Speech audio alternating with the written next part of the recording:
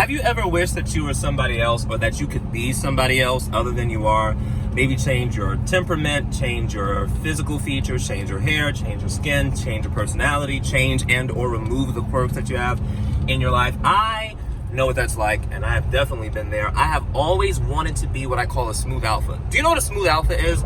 It is one of those dudes that are so low-key and so chill, and yet can command so much attention and authority in the room that everybody around them knows that you better not mess with them, because as quiet and low-key and chill as they are, they will cut you and they can send you to your eternal rest if you cross them. I have always wanted to be that kind of dude, especially since I come from the Bronx. I was born and raised in the Bronx until I was at least 12 years old, which nobody believes. And I have friends from New York that tell me all the time, do not tell people that you are from the Bronx, because you do not act like you are from the Bronx. I don't know what it looks like, and I don't know what a person that's from the Bronx is supposed to act like, but however that's supposed to be, I don't act like that.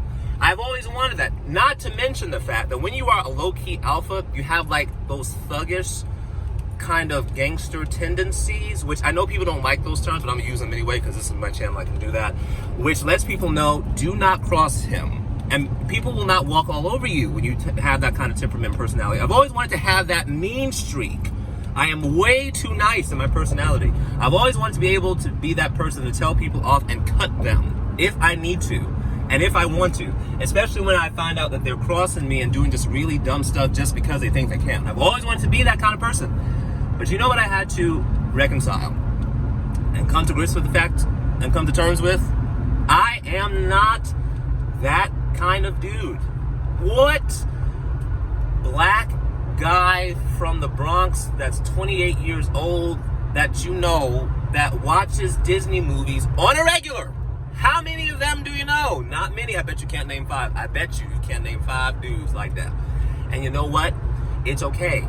I have tried. Trust me. I have tried the whole thug thing. I tried the whole rough thing. It doesn't fit my personality, and people would just look at me like, what is wrong with you? But here's the thing that's interesting.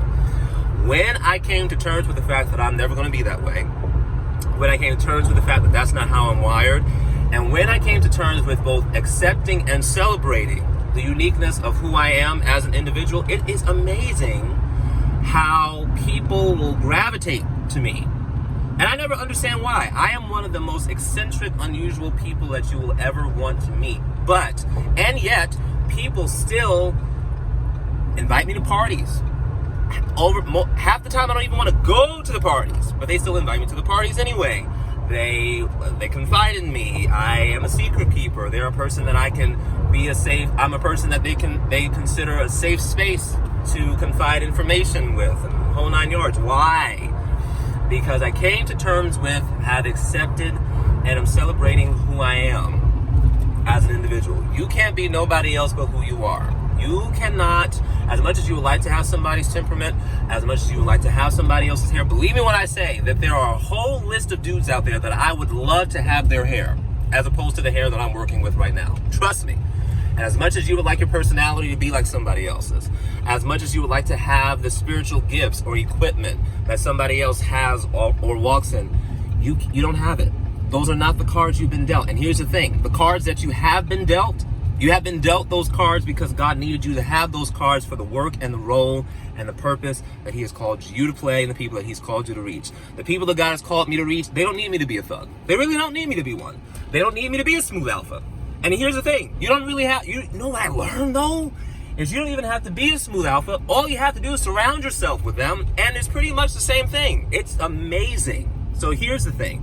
The things that you're not, and the things that you don't have, and the things that don't come naturally to you, and the things that you wish you possess, if you will just be content with the person that you are and celebrate that, God will compensate and make up for those other, what you would consider deficiencies in your own life and personality, with the people that he will connect around you. Stop comparing yourself with other people. It's the hardest thing to do.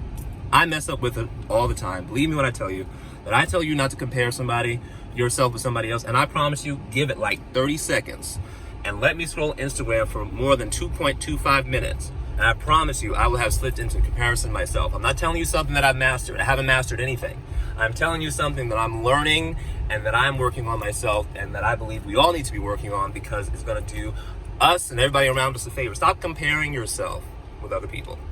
Celebrate and appreciate the person that you are, because God made you who you are for a reason and a purpose. Ask him what that purpose is. And when you understand the purpose as to why you are framed and wired the way you are, you will appreciate it, you will celebrate it, and you will draw people to you that will appreciate it as well.